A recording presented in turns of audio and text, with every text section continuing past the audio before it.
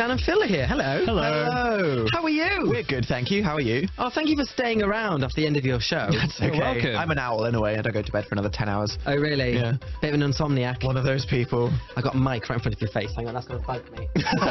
There you go. I can see you Eye now. contact. Hi. Hello. Hi. Right, well, thank you for coming in, and I'm sorry for the stress that we're causing you, but, you know, we wanted to kind of put a montage of photos out there that just highlight what the kind of things that you should not be sharing. Okay. So, are we ready to put the photo out? Okay, if you go to Radio 1's Twitter page, which is at BBCR1, you will get to see the photo. And I'm going to show Dan and Phil the photo now. I'm nervous. Are you? Yeah. Because, here we go.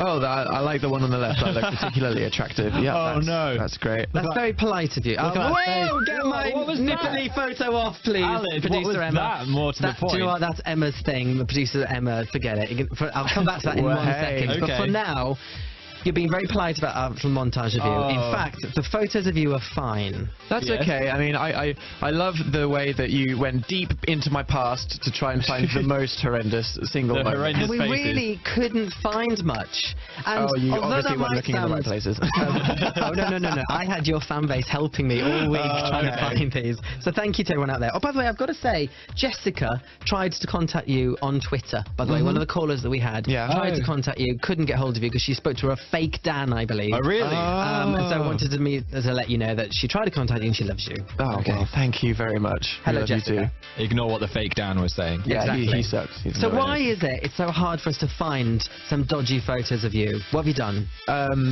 Assassinated anybody in possession of the photos. No, Be true. well, most of the time, I'm someone that doesn't put something on the internet if I don't want people to have a hold of it, basically. So whilst there's a couple things which maybe without the context seem a bit strange, I'm quite good at not putting things onto the internet if I might regret them being there. at Am some I allowed point. to be honest and say that a little birdie told me that when you got your Radio 1 show, you busily went through your past, deleting anything really bad? Yeah, like the MySpace, the MySpace days of Phil were quite embarrassing. I had some. Okay. Did you delete your MySpace? Oh, Yeah. everyone's had their MySpace deleted. Yeah. I haven't had they? some crazy emo hairstyles and kind of embarrassing photos, maybe a shirtless picture or two. So yeah, I went back and deleted those. And also I made sure my Facebook was completely private as well. But what was interesting was, Yeah. before your Radio 1 show, it was fine for those to be out there Yeah, for the that's a general scary public thing. to see. And actually being, you know, Radio 1 presenters actually focused your mind on the fact that actually there's stuff out there that I don't want people to see. Yeah, definitely. It just made me realize, hang on, people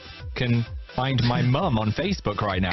Close that MySpace profile. Yeah. But then you were big internet sensations, as you say yourself. We Sorry, were. Don't embarrass you. But beforehand, and you didn't mind them knowing where your mum lived? I think I just didn't consider it really until Radio 1, and I was like, oh yeah, that's actually a thing. But then it's not just us that have got these profiles out there. Exactly. Well, I mean, This you is the know, case. people you just don't think that there's going to be creepy people that will try to stalk you and your family, do you? And then one day it's like, oh, no, this could very much happen, like private everything. So Yeah. what advice would you have for your loyal fans out there who might be sharing? I mean, people have connected with me on Facebook because Yeah. they used to listen to the Chris Moore show, they listen to the surgery, and I've now got so many people's phone numbers who I've never met. Yeah.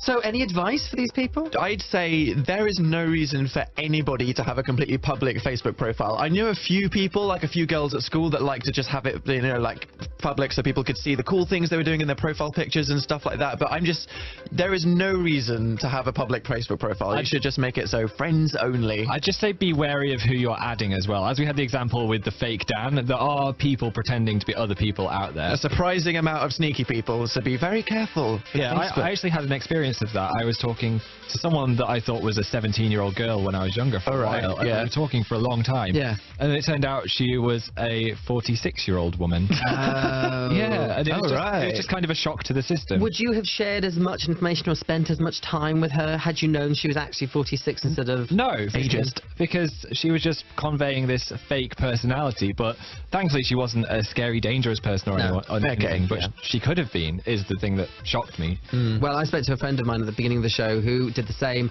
and he wasn't talking to an 18-year. He thought he was talking to an 18-year-old, and thankfully for him, it wasn't some big old 46-year-old or anything. He was actually just in his early 20s, but it just wasn't who he pretended to be, and that's quite upsetting when you invest a lot of time with people. So just be careful who you're talking to, basically. Definitely. Be careful who you share your information with.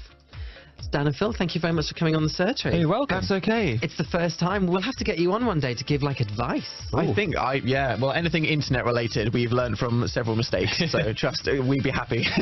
That sounds brilliant. Thank you very much, guys, for coming in. Thanks, Alex. When you're making a radio trail, that's what we call them.